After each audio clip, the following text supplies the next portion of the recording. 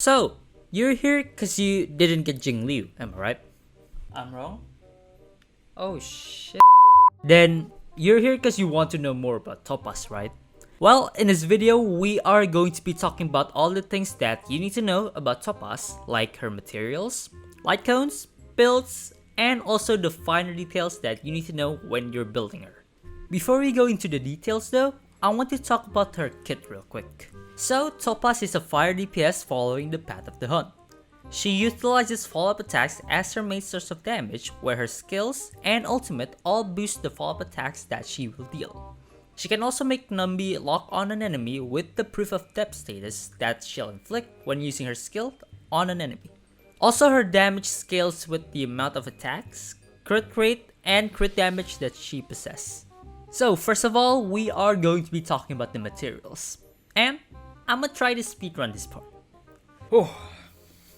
So for the essential materials, you'll need this much. You can get these red stuff from this domain right here and the medallions from this synthesize menu. For the traces, you'll need this much. You can get the spears from this domain, the tracks from doing simulated universe, and the ornaments from this boss stage. Oh, that was pretty quick though. But let me know though if you guys can do better in the comments below. Next up, we have her Lightcones. And well, there are a couple of them that I think will be good for Topaz. Her best Lightcone is definitely be her own, since that Lightcone has the ability to increase her crit rate and follow-up damage by a decent amount. Besides that, when her follow-up attacks hit an enemy, that enemy will get the tame stack. Now these stacks will increase your ally's crit damage by a decent amount, and this status can be stacked up to 2 times. For the alternatives, there is not a lot of option that comes close to her Lightcone, since she is the first hunt unit that uses follow-up attacks as her main source of damage. But I'm not saying that there isn't any alternatives though. For the 5-star Lightcones, I would say the Herda Store Lightcone is definitely a solid free-to-play option, since it'll increase attack stats when you defeat an enemy. Also, I think the seele Lightcone will be decent on her, since it'll increase crit rate and you can get more crit rate plus crit damage the more speed stats you get. For the 4-star options, the swordplay and the only silence remain Lightcone will be the best options, since the swordplay will increase Topaz's damage if you attack the same enemy, which is really good for her enemy locking skill and Numby's attack. And the only silence remain will give you a flat attack boost plus crit rate if there's only 2 enemies or less on the field. For the skills, I would say upgrade her talent and skill first, since these upgrades are related with how much damage Numby will deal, and well, that's where most of her damage came from, right? Next up, upgrade the ultimate, since the ultimate itself will directly buff Numby with crit damage and more damage multiplier. That way, Numby's attack will just skyrocket, therefore increase the damage potential of Topaz. For the traces, go for Overdraft first, since this will make Topaz's basic attack count as follow-up attacks, therefore Numby's turn will be advanced more often. Then, go for the Stonks Mark trace. I'm not joking when I say Stonks, it's literally the name of a trace. Damn, Star Rail is culture as f***. So this trace will give Topaz an extra 10 energy when Numby is buffed by her ultimate and attacks an enemy, therefore helping the ult cycle for Topaz. Lastly, get the Financial Turmoil trace, which will give Topaz and Numby damage boost when attacking enemies with fire weakness.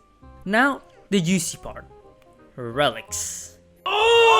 For the relic sets, I would recommend that you don't start farming the relics now and actually wait for the 1.5 version. Why is that? Well, from the leaks available online but the 1.5 version, there will be a new set that boosts follow-up damage directly and increase the damage dealt by those follow-up attacks when you attack an enemy, if you have a 4-piece set. I can't really show you this since hoyoverse is very sensitive about leaks, and I get it. We all don't want our dirty little secrets to be published online. But if you guys want to check it out yourself, the links of the source that I use are in the description below, and while you're there, subscribe. Other sets that will be good on her will be the 4-piece Firesmith of Lava set. This set will give you a flat fire damage boost and increase your fire damage by 12% after using your ultimate. And to be fair, if the new relic set did not exist, this will probably be the best gear for her. Another option is that you can run a 2-piece Firesmith set and a 2-piece Musketeer set for the flat fire damage boost and attack boost. This can also work with the 2-piece of the new set for the follow-up damage boost as well. For the planar ornament sets, definitely go for the inert Sal Soto set, since this set will increase Numby's follow-up attack damage by 15% when Topaz crit rate is above 50%. Other sets that you can use is the Space Sealing Station, which boosts her attack stat by 12%, therefore increasing Numby's attack. For the stats, I think she will benefit from the usual crit rate, crit damage, and attack build with a crit rate body piece, attack percentage boots, fire damage boost spear, and attack percentage rope. This also goes for the substats as well though, where you would want to prioritize crit rate, crit damage, and attack percentage substats on all gears.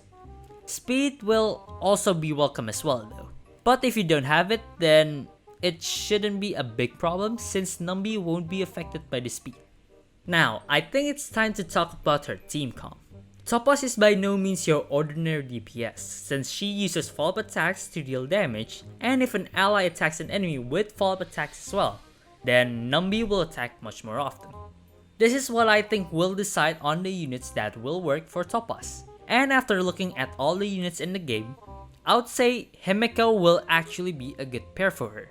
So Himeko's talent will make her deal follow-up damage every time her charge is full. Now, getting this charge is pretty simple.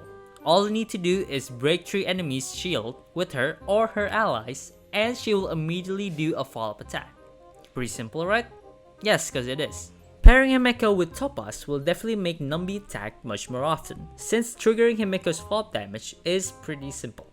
Another unit that I find will be good is March 7. March has the ability to do follow-up attacks if an ally that has a shield got hit by an enemy, and she can do this twice every turn. This makes her a really solid defensive option for Topaz team since she'll provide shield to your allies using her skill, and it's pretty easy to trigger her follow-up attacks as well, making it much easier for Numby to attack much more often. Also, you can use Clara as well if you don't have or don't want to build Himeko, since triggering her follow-up damage is pretty easy. Plus, you get a pretty strong and durable unit for your team. With that being said, always have a healer and a defensive unit if you're building a team for Topaz, since you don't really want her to be dying all the time, right?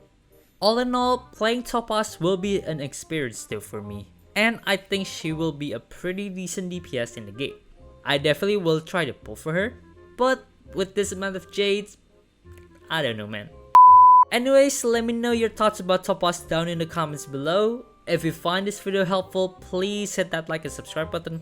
And I'll see you guys in the next one. Peace!